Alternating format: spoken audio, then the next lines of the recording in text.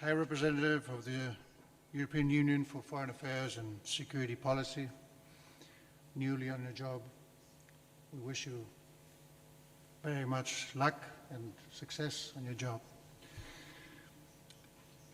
Minister of Foreign Affairs of the European Union, for the European Union and Cooperation of the Government of Spain, Foreign Ministers of Singapore and ASEAN Coordinator, State Secretary of Foreign Minister of Finland, as exercising the presidency of the Council of the European Union, Deputy Minister of Foreign Affairs of Russia and NESA Coordinator, dear Ministers, Heads of Delegation and representatives of the 9th ASEM model. Good morning to you all and welcome to this El Pardo Royal Palace, to Madrid and to Spain. It's truly an honor to be with you and to welcome you today. Allow me just a few words of introduction in Spanish. Quería darles antes de nada la cordial bienvenida a Madrid, to begin by welcoming you warmly to Madrid esta celebración de la 14ª reunión de ministros de Asuntos Exteriores del proceso ASEM, que España acoge y con el mayor sentido de la responsabilidad. Happy to welcome you and feels a sense of I will responsibility in continue doing now so. in English. Our offer to host this Asia-Europe meeting stems from Spain's unquestionable openness towards the rest of the world and reflects, in turn, the plural, modern and diverse nature of our society. It is proof of Spain's unequivocal commitment to effective and proactive multilateralism in global governance, as we have recently showcased at COP25 this past week, which was, as you know, held in Madrid after an exceptional offer to the UN and to the Chilean presidency. By hosting this ASEM Foreign Ministers meeting, Spain also wishes to demonstrate and renew its commitment to Asia. We go a long way back in history, also as part of our universal look, and allow me to say a few comments about that history.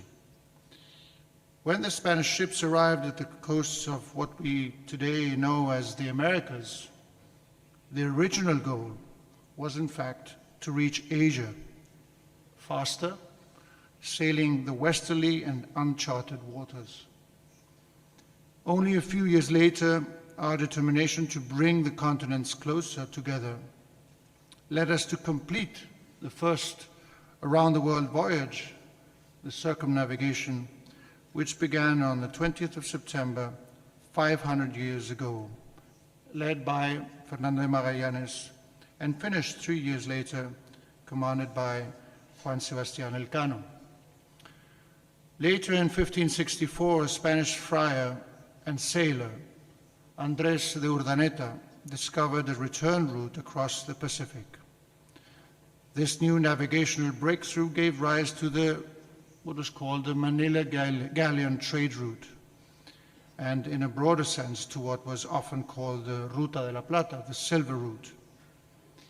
It linked the Philippines, China, Spanish America, and Spain, and thus Europe, and created the first global trade route in history, which for 242 years connected Asia to the Americas and to Europe. That is a lot of history put in just a few words.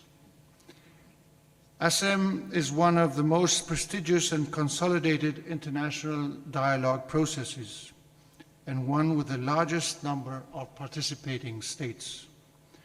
Due to its open, informal, and ever-evolving nature, this Asia-Europe meeting is an ideal framework to discuss and advance new ideas or proposals at a crucial moment in history, a time that is characterized by major regional and global challenges by the rapid transformation, as was mentioned, of the technological paradigms with the launching of the fourth industrial revolution and the multiplication of connectivity. All peoples and every country should be concerned and involved. None should hide in isolation and think that one can do well if disengaged, or by taking an inward-looking approach to present risks and challenges that, like mass migrations, climate change, financial shocks, or even criminality, do not respect or halt at any border. With this ministerial meeting, which brings us together, the theme Asia and Europe, multilateralism, we wish and lead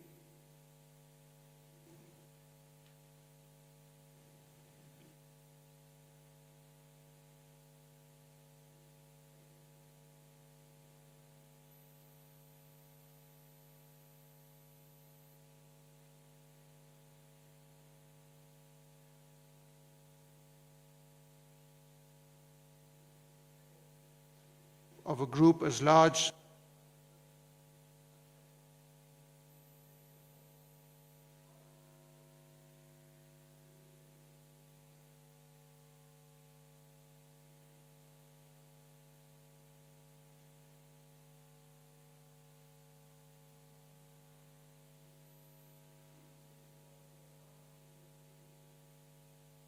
This is what we wish to show the citizens of Asia and of Europe, and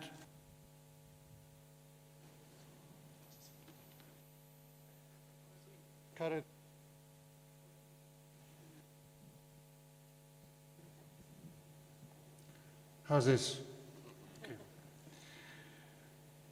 This is what we have come here to do, and this is what we wish to show the citizens of Asia and of Europe and to the rest of the world today. In a context in which challenges are global, problems can only be truly solved at the international level, and with the multilateralism that we here are championing today. The 2030 Agenda and its SDGs and the 2015 Paris Agreement are proof that multilateralism is still an effective instrument contributing to peace, security, and prosperity, and providing solutions to global challenges. The United Nations, which plays a central role, must operate in an agile, effective, and transparent manner, seeking innovative solutions to ever-changing situations, and paying attention to the aspirations and needs of citizens, including the most vulnerable, leaving no one behind, and placing human dignity at the center of political action. In this regard, it is the Spanish government's view that effective, transparent, and inclusive multilateralism must blend in the gender perspective, because we cannot achieve full and sustainable human development if we deny more than half of the world's population proper rights and opportunities. Women's participation as agents for peace in all stages of conflicts is, moreover, the key to conflict prevention and resolution, and to building lasting peace.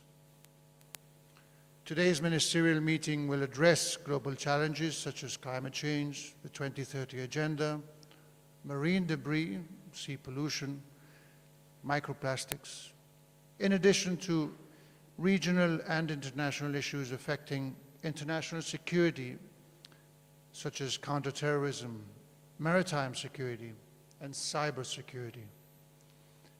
I find it is likewise important to highlight that you will also address the key issue of building a sustainable connectivity between Europe and Asia. The ASEM process has spearheaded discussion on the meaning and scope of the very concept of connectivity,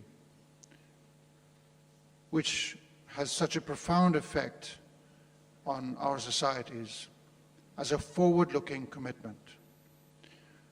We Europeans, and Spaniards in particular, know from our own experience the virtues of connectivity, a core concept of what is the most successful project of construction and integration to date, the European Union. I would like to conclude these words by mentioning the parallel activities that have taken place in Madrid these past few days on the sidelines of this ASEM meeting, like the cultural festival, the journalists' seminar, and the Model ASEM, a conference of 150 young people from all our countries, which shows us once again that our young people have become leading actors in international relations who demand and deserve all of our attention. I would like to thank them most especially for coming to Madrid, as well as for their important work and their firm commitment to the goal that has brought all of us here today. Thank you all very much. I wish you great success and all the best for the coming New Year 2020. And of course, for those concerned, Merry Christmas.